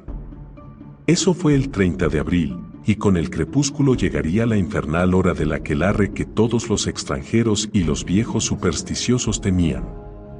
Masurewis llegó a casa a las 6 de la tarde y dijo que la gente susurraba en el molino que las festividades de Walpurgis tendrían lugar en el oscuro barranco al otro lado de Meadow Hill, donde se levanta la antigua piedra blanca en un paraje extrañamente desprovisto de vegetación. Algunos incluso se lo habían contado a la policía, aconsejándoles que buscaran allí al desaparecido niño del Abolejco, aunque no creían que se hiciera nada. Joe insistió en que el joven caballero llevara el crucifijo que colgaba de la cadena de níquel, y Gilman se lo puso por debajo de la camisa para complacerlo. Bien entrada la noche, los dos jóvenes dormitaron sentados en sus sillas, arrullados por los rezos rítmicos del reparador de telares en el piso de abajo. Gilman escuchaba mientras daba cabezadas, y sus oídos, sobrenaturalmente agudizados, parecían esforzarse en captar algún sutil y temido murmullo además de los ruidos de la vieja casa. Recuerdos malsanos de cosas leídas en el Necronomicon y en el libro negro acudieron a su mente, y se encontró balanceándose al ritmo indecible propio, según se decía, de las ceremonias más ruines del aquelarre, cuyo origen se remontaba a un tiempo y a un espacio más allá de toda comprensión. Enseguida se dio cuenta de que estaba escuchando los infernales cánticos de los celebrantes en el lejano y siniestro valle. ¿Cómo sabía él tanto acerca de lo que ellos aguardaban? ¿Cómo conocía la hora en que Naab y su acólito debían llevar el rebosante cuenco que seguiría al gallo negro y al macho cabrío negro? Vio que Elwood se había quedado dormido y trató de llamarlo y despertarlo. Sin embargo, algo le cerró la garganta. No era dueño de sí mismo. ¿Habría firmado en el libro del hombre negro después de todo? Entonces, su febril y anormal oído captó las lejanas notas traídas por el viento. Llegaron hasta él a través de millas de colinas, de prados y de callejones, pero a pesar de todo las reconoció. Las fogatas debían estar encendidas y los bailarines iniciando el baile. ¿Cómo iba a abstenerse de ir? ¿Qué era lo que le había enredado? Las matemáticas, el folclore, la casa, la vieja Kessie, Brown Jenkins, y en aquel preciso instante vio que había un nuevo agujero de rata en la pared cerca de su sofá. Por encima de los cánticos lejanos y de los rezos más cercanos de Joe Masurewis llegaba otro ruido, un sigiloso y resuelto chirrido en los tabiques. Esperaba que no se apagaran las luces eléctricas. Entonces vio la carita con colmillos y barba asomando por el agujero de las ratas, la maldita cara que acabó por darse cuenta de que se parecía terrible y escarnecidamente a la de la vieja Kessie, y oyó que alguien hurgaba en la puerta. Los estridentes abismos en penumbra aparecieron fugazmente ante él, y se sintió indefenso entre las garras informes del montón de burbujas iridiscentes. Delante corría el pequeño poliedro caleidoscópico y por todo el vacío revuelto iba aumentando y acelerándose la vaga pauta tonal que parecía presagiar un clímax indecible e insoportable. Le pareció saber lo que iba a ocurrir, el monstruoso estallido del ritmo de Walpurgis, en cuyo timbre cósmico se concentrarían todos los hervideros primitivos y más remotos del espacio-tiempo que yacen tras las esferas agrupadas de materia y a veces estallan en reverberaciones acompasadas que penetran ligeramente todas las capas del ser y dan un significado horrible en todos los mundos a ciertas épocas temidas. Pero todo se desvaneció en un segundo. Se encontraba de nuevo en aquel lugar exiguo, puntiagudo, bañado por una luz violácea, con el suelo inclinado, las cajas de libros antiguos, el banco y la mesa, los objetos extraños y el abismo triangular a cada lado. Sobre la mesa había una figurita blanca, un niño de corta edad desnudo e inconsciente, mientras que al otro lado estaba la monstruosa vieja que miraba de soslayo con un cuchillo reluciente de grotesco mango en la mano derecha, y en la izquierda un cuenco de metal de color claro y extrañas proporciones, cubierto de curiosos motivos cincelados y delicadas asas laterales.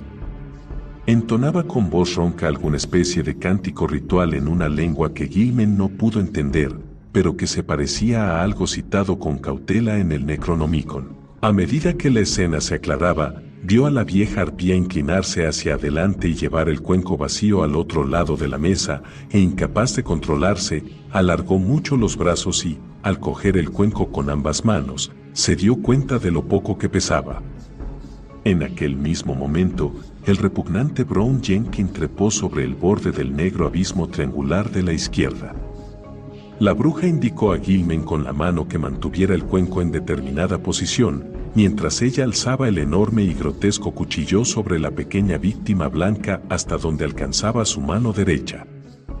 La criatura peluda de colmillos afilados empezó a reírse disimuladamente continuando con su desconocido ritual, mientras la bruja murmuraba entre dientes asquerosas respuestas.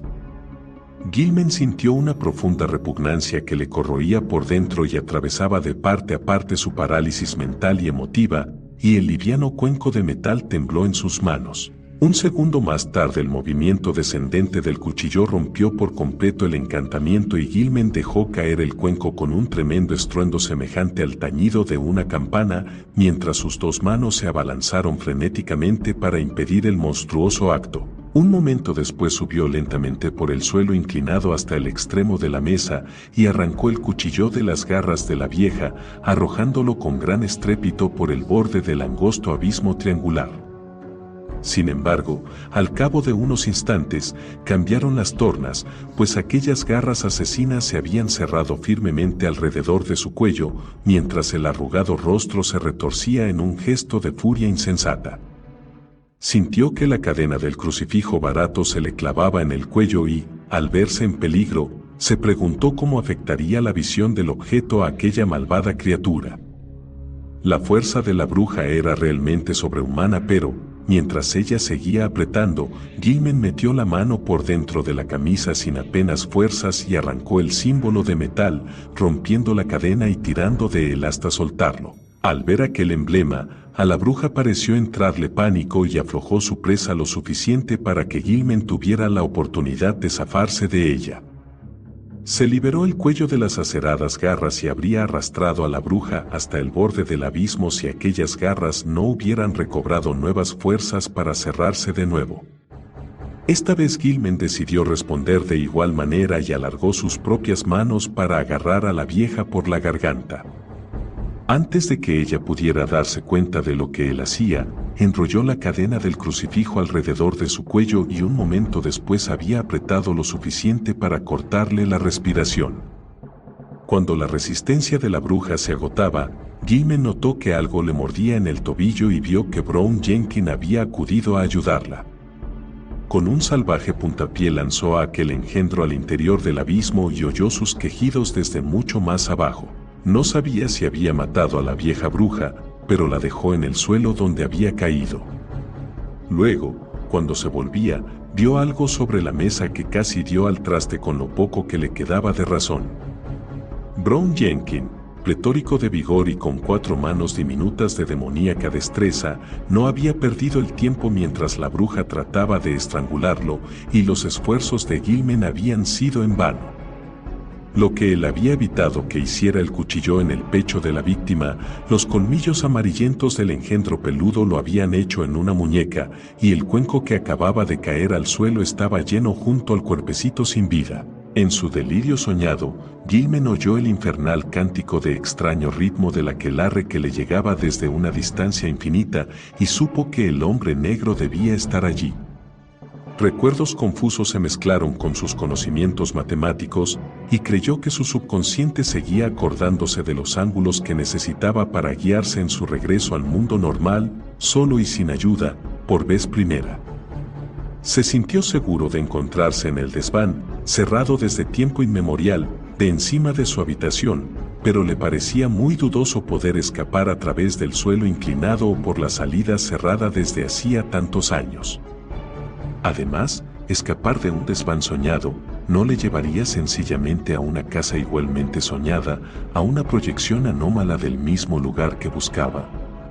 Estaba completamente desconcertado en cuanto a la relación entre sueño y realidad de todas sus experiencias.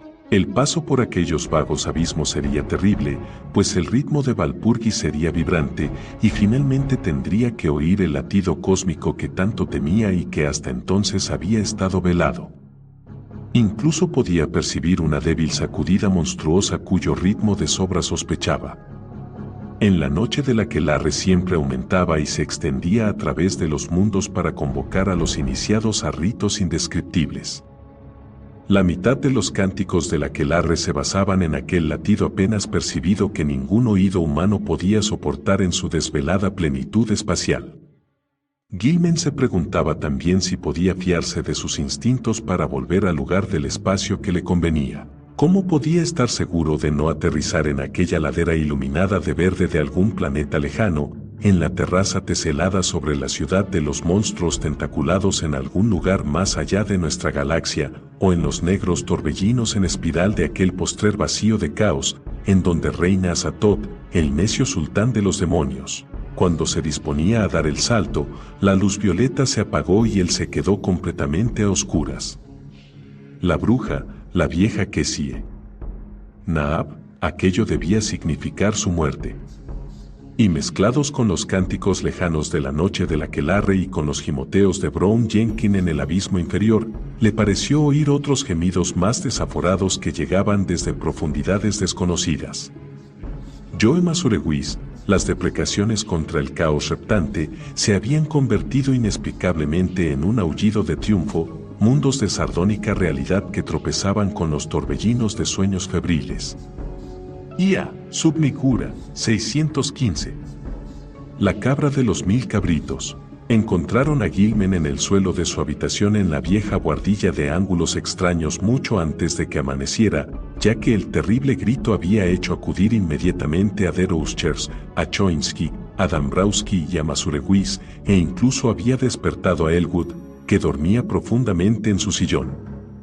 Estaba vivo, con los ojos abiertos y desorbitados, pero parecía medio inconsciente. Tenía en el cuello las señales dejadas por las manos asesinas y en el tobillo izquierdo un doloroso mordisco de rata. Su ropa estaba muy arrugada y el crucifijo de Joe había desaparecido. Elwood temblaba, sin atreverse siquiera a especular acerca de la nueva forma que había adoptado el sonambulismo de su amigo. Masurewis parecía medio aturdido por una señal que decía haber recibido en respuesta a sus plegarias, y se persignó frenéticamente cuando sonó el chillido y el gimoteo de una rata al otro lado del tabique inclinado. Cuando colocaron al soñador en su sofá en la habitación de Elwood, mandaron llamar al doctor Melkowski, un médico de la vecindad que no iría con chismes que pudieran resultar embarazosos, y este le puso 2 inyecciones hipodérmicas que le permitieron descansar, proporcionándole una especie de sopor. El paciente recobró el conocimiento varias veces a lo largo del día y le contó a Elwood en voz baja y de forma inconexa su sueño más reciente. Fue un proceso muy penoso, y desde el principio se puso de manifiesto un hecho desconcertante. Gilman, cuyos oídos habían mostrado últimamente una anormal sensibilidad, se había quedado sordo como una tapia. El doctor Melkowski, llamado de nuevo sin tardanza, le dijo a Elwood que le habían estallado los 2 tímpanos, como por efecto de algún ruido formidable más allá de lo que cualquier ser humano pueda concebir o soportar. Como había podido oír semejante ruido en las últimas horas sin despertar a todo el valle del Miskatonic era más de lo que el honrado médico podía decir. Elwood escribía en un papel su parte de la conversación, y de ese modo pudieron comunicarse bastante fácilmente. Ninguno de los dos sabía explicar aquel caótico asunto y decidieron que sería mejor pensar en ello lo menos posible. Pero ambos estuvieron de acuerdo en que debían marcharse de aquella antigua y condenada casa tan pronto como pudieran disponerlo. Los periódicos de la tarde hablaron de una redada de la policía persiguiendo a algunos juerguistas curiosos en un barranco al otro lado de Meadow Hill, justo antes del amanecer, y mencionaron que la piedra blanca había suscitado toda clase de supersticiones desde hacía mucho tiempo. No habían detenido a nadie, pero entre los escasos fugitivos habían vislumbrado a un negro enorme. En otra columna se afirmaba que no se había encontrado ningún rastro del niño desaparecido, Ladislas Bolevko. La culminación del horror llegó aquella misma noche.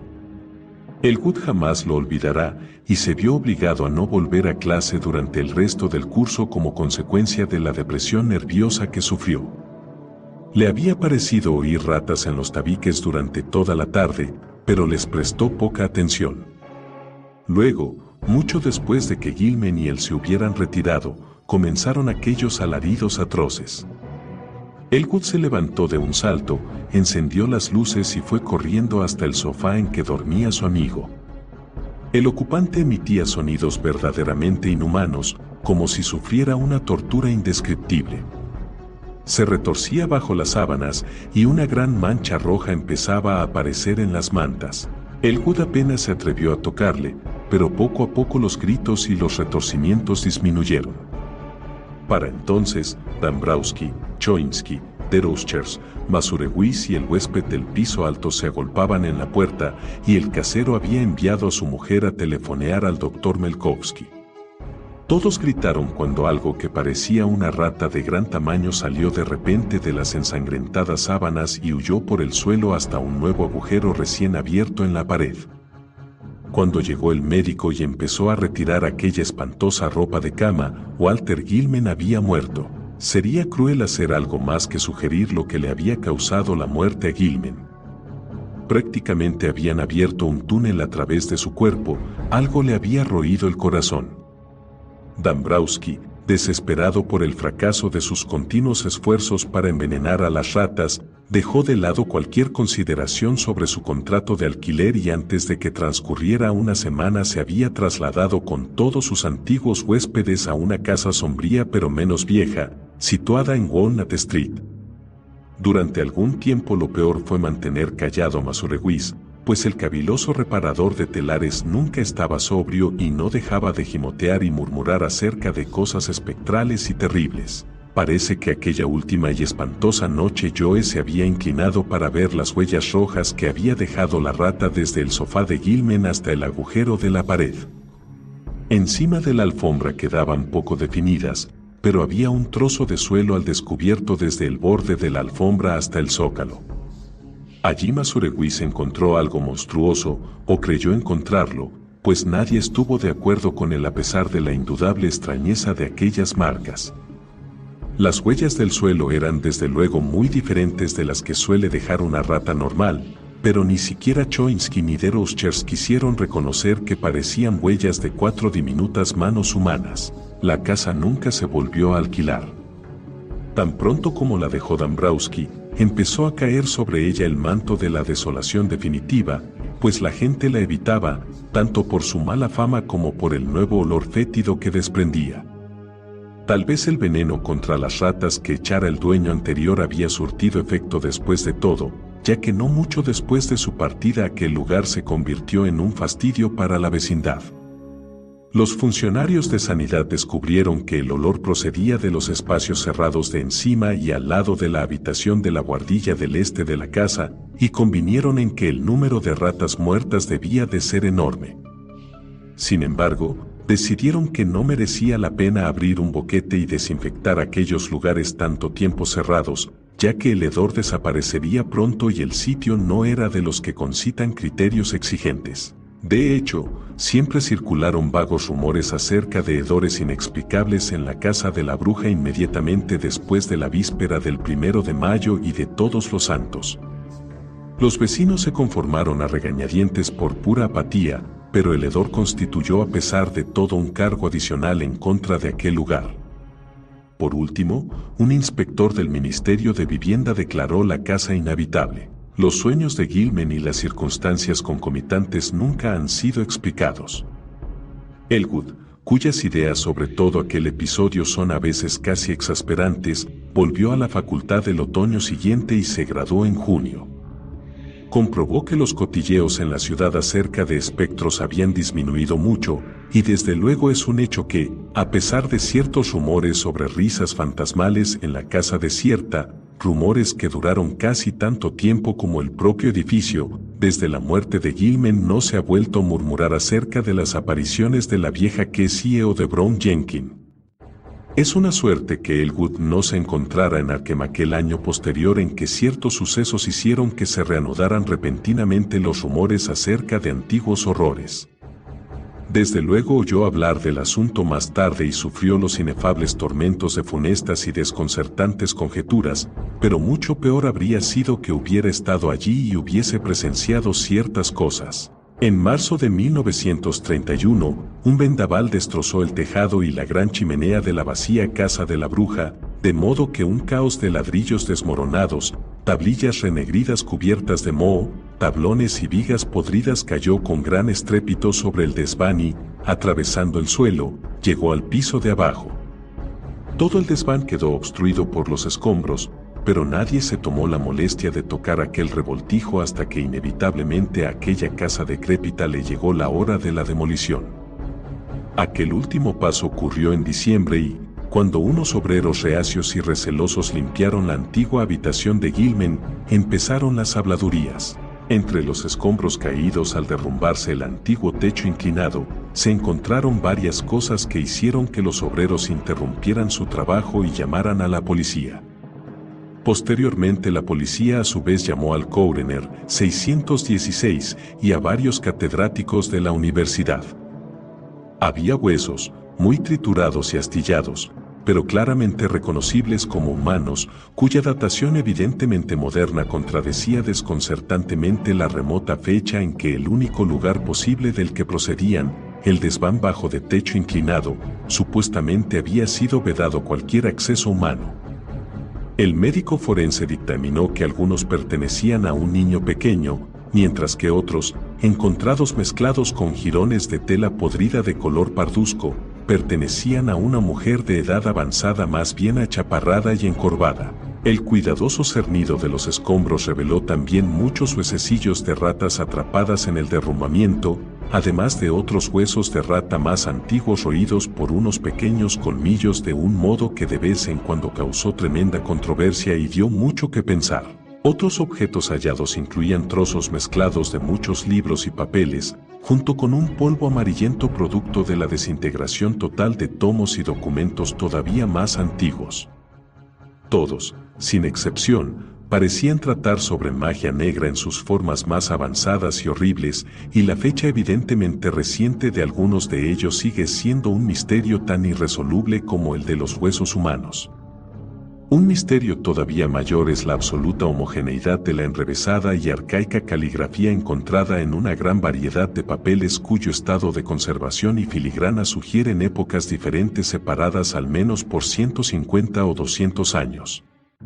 Para algunos, sin embargo, el mayor misterio de todos es la variedad completamente inexplicable de objetos, cuyas formas, materiales, manufactura y finalidad es imposible conjeturar, encontrados esparcidos entre los escombros en diverso estado de deterioro aparentemente. Una de aquellas cosas que interesó profundamente a varios catedráticos de la Universidad Miskatonic es una monstruosidad muy estropeada y extraordinariamente parecida a la extraña imagen que Gilman donó al Museo de la Facultad, solo que es de mayor tamaño, está tallada en una rara piedra azulada en lugar de ser de metal, y con un pedestal que forma ángulos singulares y tiene jeroglíficos indescifrables. Los arqueólogos y los antropólogos todavía están tratando de explicar los curiosos motivos cincelados sobre un cuenco aplastado, de metal ligero, en cuyo interior había unas ominosas manchas parduzcas cuando lo encontraron.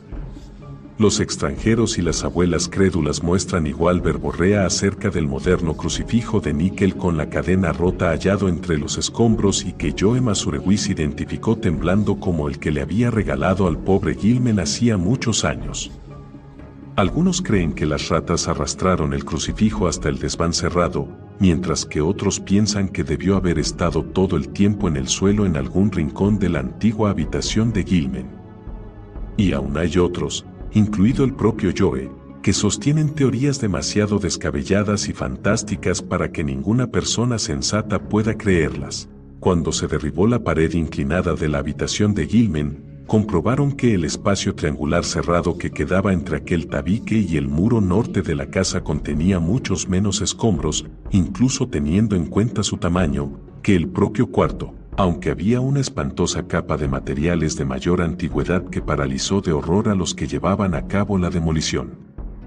En suma, el suelo era un verdadero osario de huesos de niños pequeños, algunos bastante recientes, pero otros se remontaban en infinita gradación hasta una época tan remota que su pulverización era casi total.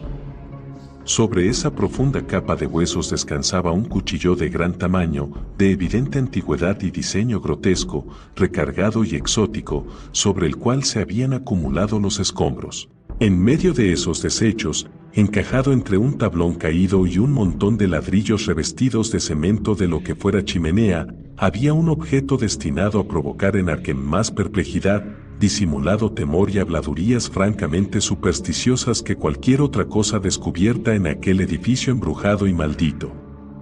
Era el esqueleto, parcialmente aplastado, de una enorme rata enferma cuyas anomalías morfológicas todavía son tema de discusión y motivo de singular reticencia entre los miembros del Departamento de Anatomía Comparada de la Universidad Miskatonic.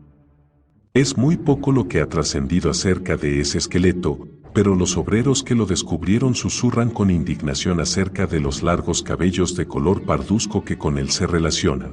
Los huesos de aquellas diminutas patas, se rumoreaba, daban a entender unas características prensiles más típicas de un mono diminuto que de una rata, en tanto que el pequeño cráneo con sus primitivos colmillos de color amarillo es sumamente anómalo y, visto desde ciertos ángulos, parece una parodia, en miniatura y degradada de manera monstruosa, de una calavera humana.